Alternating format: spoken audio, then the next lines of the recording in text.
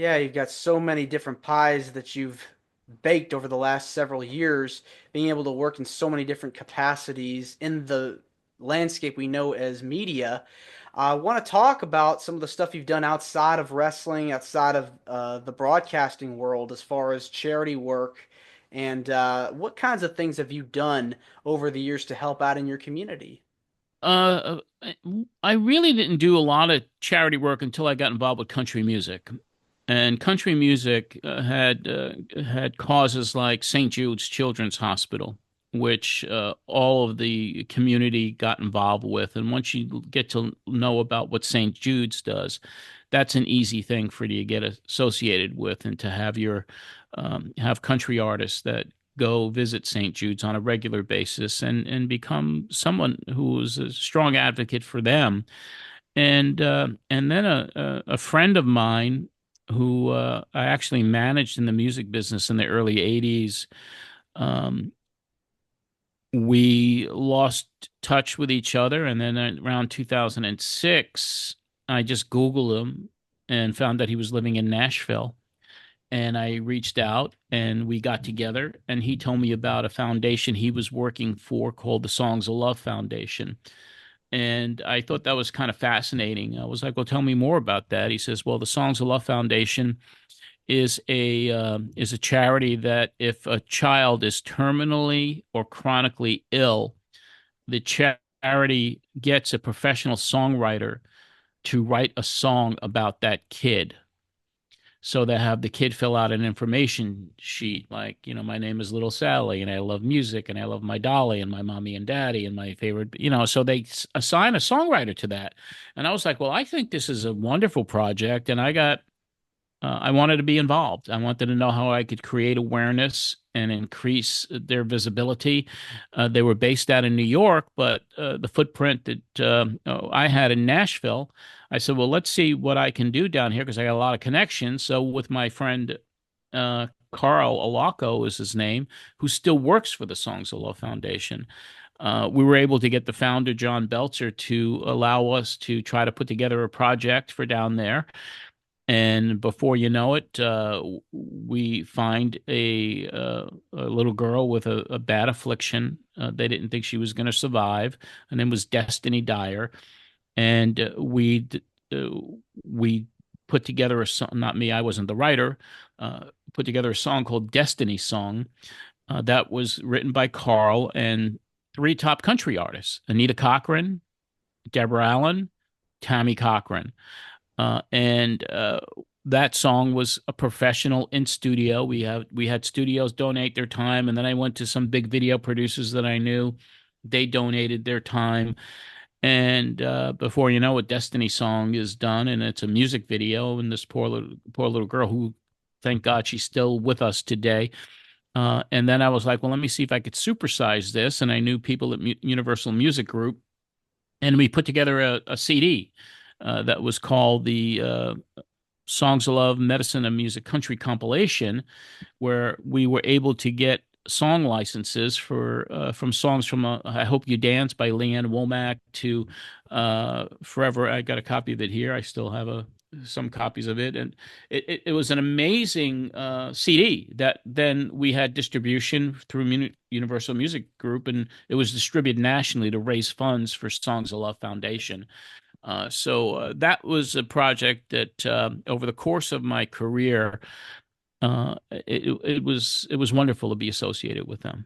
Yeah, it seems like a fascinating business to be able to come up with songs based on someone's likes and characteristics and being able to put that together for a good cause. I mean, that's so amazing. Yeah, they've done thousands of songs. They've gotten annuities from different companies. They've had songs cut by Billy Joel and David Lee Roth and Julian Lennon, on and on and on. I mean, they do incredible work, and they're still based up in New York. It's songsoflove.org.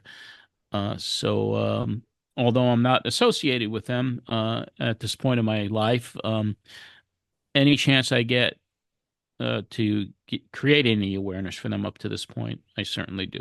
About a little over a year ago, Some associates of mine that I worked with at Great American Country Television, they have a big production company out of Knoxville, and they knew that I was involved with baseball and had some connections with the Mets, and they do the production work for a foundation called the Tunnel to Towers Foundation.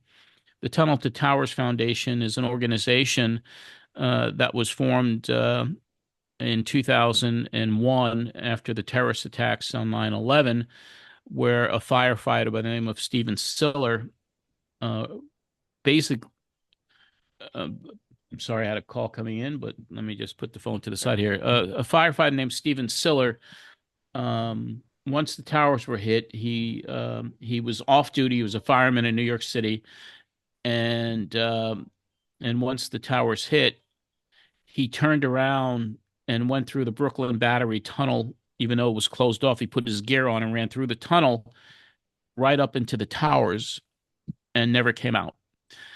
His brother Frank Siller started a foundation in honor of Stephen, and it's called the Tunnel to Towers Foundation. And what they do is they pay off the mortgages for first responders, for military veterans. They build homeless for homeless vets villages. They are a wonderful foundation. So once my friend in Knoxville said we would like to bring some baseball players in to cut public service announcements for T to T. Do you know anyone? Can you help? And I was like, absolutely. I think I can help. And they've had so many celebrities do these types of things for them. They have quite a robust presence all across the nation on various TV shows and PSAs they run everywhere. So I was able to get New York Mets first baseman Pete Alonso to the New York Mets to do one, and then Terry Collins, who I do a podcast with, a former Mets manager, did one. John Gibbons, who was an old roommate of mine, who is now the Mets bench coach. And as I got involved with them, um, I kept learning more about what they do. And so now it's kind of like I'm a go-to guy for them, where they're like, well, can we get other people associated? So I was like, what about, some people in the wrestling business? Because Mick Foley, for one, is so philanthropic, and he lives here in Tennessee, right, one of his homes is like 10 minutes from where I live. So I said, let me reach out to Mick to see if he would be interested. And Mick immediately said yes. He knew Tunnel to Towers. He's done quite a bit of work in helping vets and disabled vets and homeless vets and all the causes that he's associated with. So we cut a PSA with Mick in December. That's being edited right now for broadcast. And a few months ago, I was able to get Medusa to do one as well. Because right after 9/11, she did a bike run, a motorcycle run across the country to raise money for the causes associated with 9/11. So that's what I'm kind of doing right now. And the more I got involved with Tunnel and Terry Collins, who uh, you know does the baseball podcast with me, he's the star of the Terry Collins show. He got associated with Tunnel by becoming an ambassador for them, running their 5K run, going to some of their groundbreaking events to build homeless vet villages. And I've gone to several myself, and I do whatever I can to help raise awareness. And they're prominent on the podcast that I do. We tell stories from different people they've helped.